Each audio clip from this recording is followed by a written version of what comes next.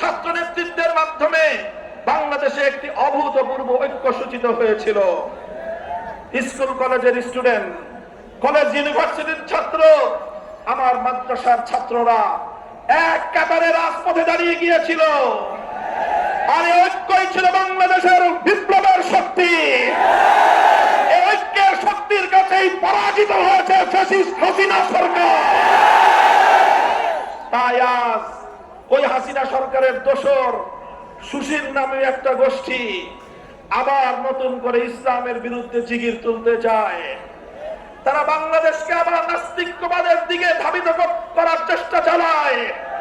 পরিষ্কার ভাষায় বলি, শাহজালালের বাংলাদেশে সাম্প্রদায়িক সংঘাত চলবে না, নাস্তিক্যবাদ চলবে না।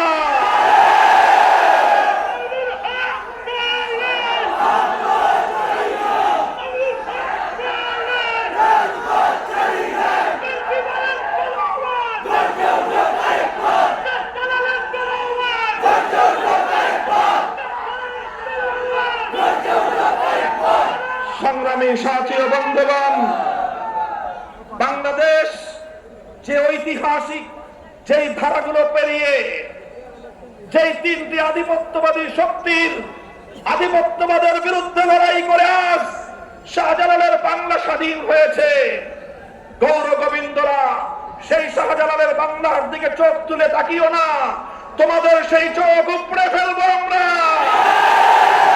এদেশের মানুষের রাজনৈতিক অধিকার হরণ করেছে, এদেশের মানুষের ভোটাধিকার হরণ করেছে, এদেশের মানুষের ভোটের অধিকার কেড়ে নিয়েছে, লক্ষ লক্ষ কোটি টাকা পাচার করে বাংলাদেশটাকে একটি তলাবিহীন ঝুড়িতে পরিণত করেছে, দেশের জাতিসত্তাকে হত্যা করে দেশটাকে বিভক্ত করে বাংলাদেশটাকে চিরদিনের জন্য দিল্লির গোলামে পরিণত করার বন্দোবস্ত করেছে। আর এভাবেই তার স্বপ্ন ছিল বাংলাদেশটাকে একটি ভারতের অঙ্গরাজ্যে পরিণত করবে। এজন্যই সে ভারতে গিয়ে তিলকওয়ালী মুখ্যমন্ত্রী সেজে এসে বাংলাদেশের স্বাধীনতার মুখে চপেটাঘাত করতে দ্বিধা করে নাই। গণমানুষের সংগঠন বাংলাদেশ খেলাফত মজলিসের সংগ্রামী মহাসচিব স্বৈরাচারী শেখ হাসিনার কারাগারে 3 বছর যিনি বন্দী ছিলেন, সেই সংগ্রামী জননেতা আল্লামা মামুনুল হক সাহেব আপনাদের সামনে গুরুত্বপূর্ণ বক্তব্য রাখবেন। আল্লামা মামুনুল হক।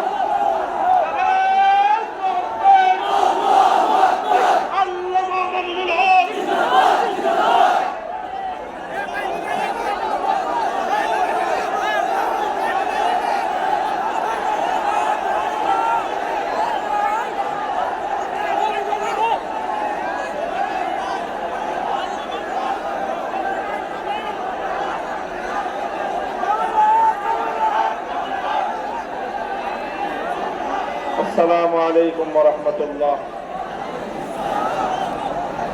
আলহামদুলিল্লাহি রাব্বিল আলামিন।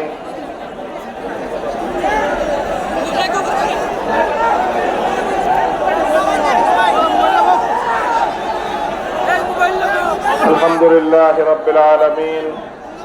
والصلاة والسلام على سيد الأنبياء والمرسلين وعلى آله وأصحابه ومن تبعهم ودعا بدعوتهم إلى يوم الدين. أما بعد، أعوذ بالله من الشيطان الرجيم.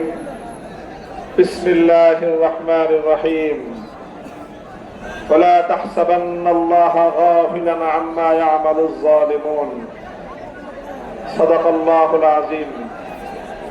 বাংলাদেশ খেলাফত মজলিস সিলেট জেলা ও মহানগরী কর্তৃক আয়োজিত আজকের এই গণসমাবেশে উপস্থিত সংগ্রামী সভাপতি, উপস্থিত বাংলাদেশ খেলাফত মজলিসের কেন্দ্রীয়, জেলা ও মহানগরী পর্যায়ের নেতৃবৃন্দ, সহযোগী সংগঠন বাংলাদেশ খেলাফত যুব মজলিস ও ছাত্র মজলিসের দায়িত্বশীল নেতৃবৃন্দ, বিভিন্ন থানা ও ইউনিয়ন ওয়ার্ড পর্যায় থেকে সমবেত সংগঠনের নেতা কর্মী ও আমার সিলেটের সর্বস্তরের তৌহিদি জনতা, সর্বপ্রথম আগস্ট বিপ্লবের মাস পূর্তিতে আমি আপনাদের সকলকে অভিনন্দন জ্ঞাপন করছি। এরপর আমি সর্বপ্রথম আল্লাহ পাক রব্বুল আলামিনের শুকরিয়া আদায় করছি, যেই মহান রব্বুল আলামিন এই দেশ এবং জাতিকে তাদের বুকের উপর চেপে বসা 15 বছরের জগদ্দল পাথর শেখ হাসিনা জালিম শাহীকে উৎখাত করে এদেশের মানুষকে মুক্ত বাতাসে নিঃশ্বাস গ্রহণ করার সুযোগ করে দিয়েছেন। রব্বে করিমের দরবারে কালেমাতুশ শুকরের হাদিয়া পেশ করি। আল্লাহুম্মা লাকাল হামদু ওয়া লাকাশ শুকর। আজকের এই সময়ে বিজয়ের এই মাস পূর্তিতে আমি স্মরণ করছি সেই সকল মানুষদেরকে, আমার সেই সকল ভাই বোন এবং সন্তানদেরকে যারা ফ্যাসিবাদ বিরোধী সংগ্রামে দীর্ঘ পথ চলায় নানাভাবে নিগৃহীত হয়েছে, জীবন দিয়েছে, রক্ত দিয়েছে, শাহাদাতের সিঁড়ি বেয়ে তারা আল্লাহ পাক রব্বুল আলামিনের প্রিয় পাত্র হয়েছে। শাহাদাত বরণকারী সকলকে আমি স্মরণ করছি 2009 সালের পিলখানার ট্র্যাজেডিতে শাহাদাত বরণকারী 57 জন সেনা কর্মকর্তাকে। স্মরণ করছি 2013 সালের শাপলা চত্বরে জালিমের বুলেটের আঘাতে শাহাদাত বরণকারী নবী প্রেমিক শতাধিক তৌহিদি জনতাকে, হেফাজতে ইসলামের নেতা কর্মী আলেম সমাজকে। স্মরণ করছি আল্লামা দেলোয়ার হোসেন সাইদি রাহিমাহুল্লাহর বিরুদ্ধে সাজানো নাটকের মামলায় মৃত্যুদণ্ড ঘোষণার পর কোরআন প্রেমিক তৌহিদি জনতার বাদ ভাঙ্গা জোয়ারকে থামাতে গিয়ে জালিমের বুলেটের আঘাত কেড়ে নেওয়া সেই সকল শত শহীদকে স্মরণ করছি। 2014 থেকে 2016 সাল পর্যন্ত একতরফা নির্বাচনের নাটক মঞ্চস্থ করতে গিয়ে স্বৈরাচারী ফ্যাসিবাদী সরকার বিরোধী মত এবং পথের যত মানুষকে হত্যা, গুম, খুন করেছে তাদেরকে স্মরণ করছি। 2021 সালে বাংলাদেশের স্বাধীনতার সুবর্ণ জয়ন্তী উদযাপনের সময়ে এদেশের মানুষের মতামতকে উপেক্ষা করে গুজরাটের কসাই খ্যাত নরেন্দ্র মোদীকে বাংলাদেশে এনে এদেশের মানুষের শান্তিপ্রিয় প্রতিবাদী মিছিলে হাটহাজারী থেকে ব্রাহ্মণবাড়িয়া পর্যন্ত গুলি করে হেফাজতে ইসলামের 25 জন নেতা কর্মীকে হত্যা করা হয়েছে। তাদেরকে সর্বশেষ 2024 সালের জুলাই এবং আগস্ট মাসে ফ্যাসিবাদের বিরুদ্ধে গর্জে ওঠা চিরতরুণ বাংলার দামাল কামাল ছাত্র জনতা, এমনকি 3 বছরের শিশু থেকে বৃদ্ধ নারী পুরুষ পর্যন্ত সহস্রাধিক নিরীহ প্রাণ, যাদেরকে শেখ হাসিনার নির্দেশে ওবায়দুল কাদেরদের উস্কানিতে নির্মমভাবে হত্যা করা হয়েছে। বাংলাদেশের শহরে শহরে, নগরে আর বন্দরে যাদের রক্তের সিঁড়ি বেয়ে বাংলাদেশ ফ্যাসিবাদ থেকে মুক্তি লাভ করেছে, সেই সকল শহীদানদের শাহাদাতের কবুল হওয়ার জন্য আল্লাহর নিকট প্রার্থনা করছি, দোয়া করছি। আল্লাহ যেন তাদের শাহাদাতকে কবুল করেন এবং তাদের শোক সন্তপ্ত পরিবারকে আল্লাহ ধৈর্য ধারণ করার তৌফিক দান করেন, উত্তম বিনিময় দান করেন। এই সময়ে আমি বিশেষভাবে স্মরণ করছি সিলেটের রাজপথের লড়াকু সৈনিক বিএনপি নেতা ইলিয়াস আলীকে, যার তিরোধান হওয়ার ঘটনা, যার নিরুদ্দেশ হওয়ার ঘটনা বাংলাদেশের ইতিহাসে এক নজিরবিহীন বর্বরতার স্বাক্ষর। ফ্যাসিস্ট শেখ হাসিনার জুলুম এবং নৈরাজ্যের প্রতিবাদে ভূমিকা পালন করায় ইলিয়াস আলীর মতো সাহসী রাজপথের লড়াকু সৈনিককে, বিরোধী একজন শীর্ষ নেতাকে যেভাবে গুম করা হয়েছে, এটা শুধুমাত্র মধ্যযুগীয় বর্বরতাকে স্মরণ করিয়ে দেয়। সংগ্রামী সাথী ও বন্ধুগণ, এই সকল গুম, খুন, হত্যা, নির্যাতন, নিপীড়নের এক দীর্ঘ ইতিহাস পাড়ি দিয়ে আজকের বাস্তবতা হলো 2024 সালের আগস্ট মাসের 5 তারিখ ঐতিহাসিক গণ অভ্যুত্থানের মধ্য দিয়ে বাংলাদেশের জনগণ স্বাধীনতা অর্জন করেছে। নতুন ভাবে তারা বাংলাদেশকে স্বাধীন করেছে। এই স্বাধীনতার প্রেক্ষিতে আমি স্বাধীনতার এই সংগ্রামে নেতৃত্বদানকারী ছাত্র জনতা সহ দেশবাসীকে একটি কথা স্মরণ করিয়ে দিতে চাই, স্বাধীনতা অর্জন করা যত কঠিন, স্বাধীনতা রক্ষা করা তার চেয়েও বেশি কঠিন। আমি অত্যন্ত দুঃখের সাথে মর্মাহত হয়ে স্মরণ করছি 1971 সালের ঘটনা। 1971 সালে বাংলাদেশ রক্তক্ষয়ী এক মুক্তিযুদ্ধের মধ্য দিয়ে স্বাধীনতা অর্জন করেছিল। যেই স্বাধীনতার বুনিয়াদ ছিল এদেশের মানুষকে মুক্ত করে ছাড়বো ইনশাআল্লাহ। ইনশাআল্লাহর মাধ্যমে যে সংগ্রামের সূচনা হয়েছিল, যেখানে কোরআন সুন্নাহ বিরোধী কোন আইন তৈরি না করার অঙ্গীকার এবং কমিটমেন্ট ছিল, সেই স্বাধীনতার বুনিয়াদ। জালিমের বিরুদ্ধে মজলুমের লড়াই ছিল সেই স্বাধীনতার শিরোনাম। যেই স্বাধীনতা এভাবে অর্জন করা হয়েছিল, কিন্তু দুঃখজনক ভাবে হলেও সত্য, আমরা স্বাধীনতার কিছুদিন পরেই দেখলাম সেই স্বাধীনতা, লাখো প্রাণের বিনিময়ে অর্জিত সেই স্বাধীনতা ছিনতাই হয়ে গিয়েছে। স্বাধীনতা যুদ্ধ হয়েছিল জালিমকে হটানোর জন্য, স্বাধীনতার সংগ্রাম হয়েছিল কোরআন সুন্নাহ বিরোধী আইন তৈরি না করার অঙ্গীকারের উপর ভিত্তি করে। অথচ স্বাধীনতার পরপর দেখলাম 71-এর চেতনাকে ফুটন্তিত করে 72-এর নতুন চেতনা তৈরি করা হয়েছে। আর এভাবেই পার্শ্ববর্তী একটি রাষ্ট্র যারা বাংলাদেশের ইসলামী সভ্যতা, মুসলিম জাতিসত্তার পরিচয়কে কোনোদিনও মেনে নিতে পারে নাই, তারা প্রেসক্রিপশনের মাধ্যমে একটি সংবিধান তৈরি করে দেয়, যেই সংবিধানের মধ্যে বাংলাদেশের গণমানুষের অভিপ্রায় এবং ইচ্ছার প্রতিফলন ঘটেনি।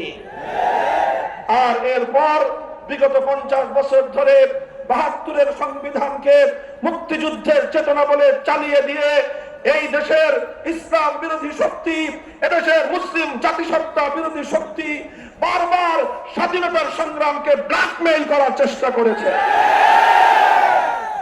কাজে আমি স্পষ্ট ভাষায় বলতে চাই, 71-এর চেতনা 72-এর সংবিধানের মাধ্যমে যারা ছিনতাই করেছিল, আর নতুন কোন ষড়যন্ত্রের মাধ্যমে 2024-এর আগস্ট বিপ্লবকে যেন কেউ ছিনতাই করতে না পারে, এজন্য বিপ্লবীদেরকে সদা সজাগ থাকতে হবে। সংগ্রামী সাথী ও বন্ধুগণ, আমি এজন্য বলতে চাই, বাংলাদেশ, এই দেশ তিনটি আধিপত্যবাদ বিরোধী সংগ্রামের মধ্য দিয়ে তার মানচিত্র এবং তার জাতিসত্তাকে অর্জন করেছে। তাদের প্রথম সংগ্রাম ছিল আধিপত্যবাদী ব্রিটিশের বিরুদ্ধে, দ্বিতীয় সংগ্রাম ছিল আধিপত্যবাদী কলকাতার দাদাবাবুদের বিরুদ্ধে, তৃতীয় সংগ্রাম ছিল আধিপত্যবাদী পশ্চিম পাকিস্তানের খান পাঠানদের বিরুদ্ধে। আমরা তখনও বলেছিলাম পিন্ডিয়ার ইসলামাবাদের নাগপাশ থেকে মুক্তি লাভ করেছি দিল্লির গোলামি করবার জন্য নয়। কিন্তু দুঃখ এবং পরিতাপের বিষয়, বিগত 50 বছর ধরে এই পতিত স্বৈরাচারী নব্য ফেরাউন, আজকের যুগের ফেরাউন ফ্যাসিস্ট শেখ হাসিনা 50 বছর ধরে যে রাজনীতি করেছে, তার নেতৃত্বে সন্ত্রাসী আওয়ামী লীগ যে রাজনীতি করেছে, সেই রাজনীতি ছিল বাংলাদেশের মাটি এবং মানুষের বিরুদ্ধে রাজনীতি। শেখ হাসিনার রাজনীতি নিয়ে পর্যালোচনা করলে তার যে মৌলিক বৈশিষ্ট্য খুঁজে পাওয়া যায়, শেখ হাসিনার রাজনীতির প্রথম বৈশিষ্ট্য ছিল, শেখ হাসিনার রাজনীতি ছিল প্রতিশোধ পরায়ণতার রাজনীতি। শেখ হাসিনার রাজনীতির দ্বিতীয় বৈশিষ্ট্য ছিল, শেখ হাসিনার রাজনীতি ছিল বিভাজনের রাজনীতি। বাংলাদেশের মানুষকে বিভক্ত করে দেশকে শাসন শোষণ করার সে একটি পন্থা খুঁজে পেয়েছিল। শেখ হাসিনার রাজনীতির এই ছিল বৈশিষ্ট্য।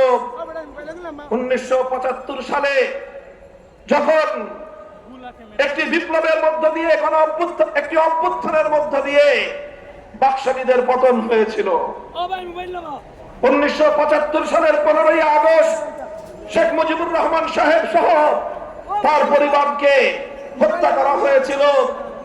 সেই হত্যাকাণ্ডে অনেক নিরাপরাধ নারী এবং শিশুরাও নিহত হয়েছে, সেটার জন্য আমরা সমবেদনা জ্ঞাপন করি। কিন্তু শুধুমাত্র 15ই আগস্টই হত্যাকাণ্ড ঘটেনি, বরং 71-এর মুক্তিযুদ্ধ পরবর্তী সময়ে 3 বছরে বাকশালী স্বৈরাচারী ফ্যাসিস্ট আওয়ামী সরকার তখনও বাংলাদেশে খুন গুম এবং হত্যার রাজনীতি করেছিল। বাংলাদেশের 30,000 দামাল যুবকদেরকে তুলে নিয়ে গিয়ে হত্যা করেছিল। মায়া কান্না করা হয় শুধুমাত্র 15ই আগস্টের নিহতদের জন্য। প্রশ্ন করতে মনে চায়, তোমাদের যেরকম বাবা মা হত্যা হওয়ার কারণে, নিহত হওয়ার কারণে তোমাদের হৃদয় ব্যথিত হয়েছে, সিরাজ শিকদারদের পরিবার পরিজনদেরও হৃদয় ব্যথিত হয়েছিল। এভাবে 30,000 মায়ের বুক খালি করে বাংলাদেশে বাকশালের ফ্যাসিবাদ কায়েম হয়েছিল। সেই ফ্যাসিবাদকে উৎখাত করার জন্য যারা 15ই আগস্টের অভ্যুত্থান করেছিল, তারা কেন করেছিল সেটার জবাব তারা দিবে। কিন্তু আমি যে কথা বলতে চাই, 15ই আগস্টের সেই অভ্যুত্থানের পরে আন্তর্জাতিক গণমাধ্যমে শেখ হাসিনা সাক্ষাৎকার দিয়ে বলেছিল, যে জাতি তার বাবাকে হত্যা করেছে, যে জাতি তার বাবার হত্যাকাণ্ডের পর উল্লাস প্রকাশ করেছে, সে এই জাতির কাছ থেকে প্রতিশোধ গ্রহণ করবে। এই ছিল শেখ হাসিনার ঘোষণা। এরপর 1975 সাল থেকে 2024 সাল গঙ্গা যমুনার পানি, সুরমা নদীর পানি বহু গড়িয়েছে। এই 50 বছরে বাংলাদেশের মানুষ প্রত্যক্ষ করেছে শেখ হাসিনার জিঘাংসার রাজনীতি।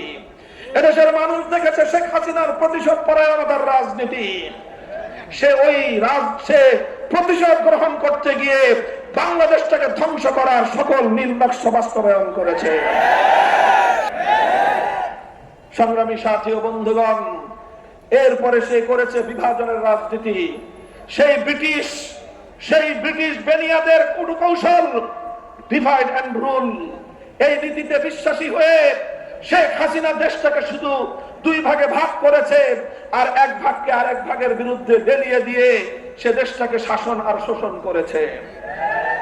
আর এদেশের সাম্প্রদায়িক সম্প্রীতির পরিবেশ নষ্ট করে বিভিন্ন সাবোটাজের মাধ্যমে সংখ্যালঘুদের অধিকার হরণ করেছে। তার সাঙ্গপাঙ্গদেরকে দিয়ে, তার হাতুড়ি লীগের হেলমেট লীগের সন্ত্রাসীদেরকে দিয়ে কখনো হিন্দুদের মন্দিরে হামলা চালিয়েছে, কখনো রাতের অন্ধকারে হিন্দুদের বাড়িঘর এবং তাদের ব্যবসা প্রতিষ্ঠান লুটপাট করেছে। আর এগুলো করে নাম দিয়েছে ইসলাম প্রিয় জনতার কাছে।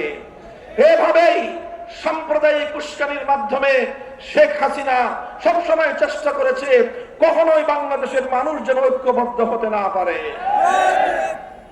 প্রিয় সিলেটবাসী, আপনারা লক্ষ্য করেছেন 5ই আগস্ট বিপ্লব হওয়ার পর এক শ্রেণীর দালাল মিডিয়া, বিশেষ করে ভারতের কিছু মিডিয়া, তারা জিগির তুলেছিল বাংলাদেশে নাকি সংখ্যালঘু নির্যাতন চলছে। আমি আপনাদেরকে জিজ্ঞাসা করতে চাই, সেই মিডিয়াদের কাছে আমি প্রশ্ন করতে চাই, বিগত 1 মাসে একজন হিন্দুর গায়ে আঘাত দিয়ে দেওয়া হয়েছে, অথবা একটি মন্দির অথবা বৌদ্ধদের প্যাগোডায় হামলা চালিয়েছে, নজির দেখাও। হয়নি। সংখ্যালঘুরা নিরাপদে আছে এখন, কারণ সেই নাটকের নায়ক নায়িকার আর নাই। যারা নাটক করত রাতের অন্ধকারে, তারা সাপ হয়ে ছবল মারত, ওঝা হয়ে ছাড়তে আসতো, সেই কালনাগিনী বাংলাদেশে নাই। এখন আর এই বাংলাদেশে সেই সংখ্যালঘু নির্যাতনের নাটকও নাই। এদেশের ওলামায়ে কেরাম, হেফাজতে ইসলামের নেতৃবৃন্দ, খেলাফত মজলিস, বাংলাদেশ খেলাফত মজলিস, জমিয়তে উলামা ইসলাম, জামায়াতে ইসলাম, নিজামে ইসলাম, ইসলামী আন্দোলন সহ এদেশের ইসলামী সংগঠনগুলোর নেতৃবৃন্দ, আলেম সমাজ, মসজিদের ইমাম সাহেবান, মাদ্রাসার শিক্ষার্থীরা রাতের ঘুম হারাম করে বাংলাদেশের প্রত্যন্ত অঞ্চলের প্রতিটি মন্দিরের দুয়ারে দুয়ারে দাঁড়িয়ে তারা পাহারাদারি করেছে। এটাই হলো সম্প্রীতির বাংলাদেশ, এটাই হলো ইসলামী আদর্শের বাংলাদেশ। এই বাংলাদেশ আর কোনদিন ভারতের অঙ্গরাজ্যে পরিণত হওয়ার কোন ষড়যন্ত্র চলতে দেওয়া হবে না।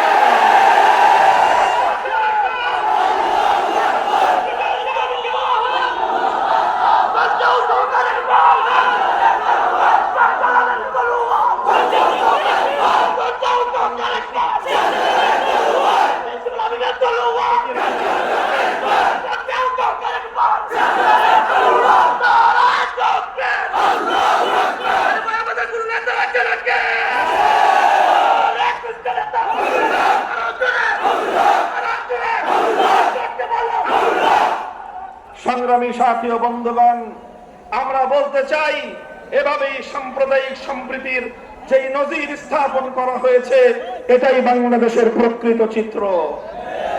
শেখ হাসিনার বিভাজনের রাজনীতির বিরুদ্ধে আগস্ট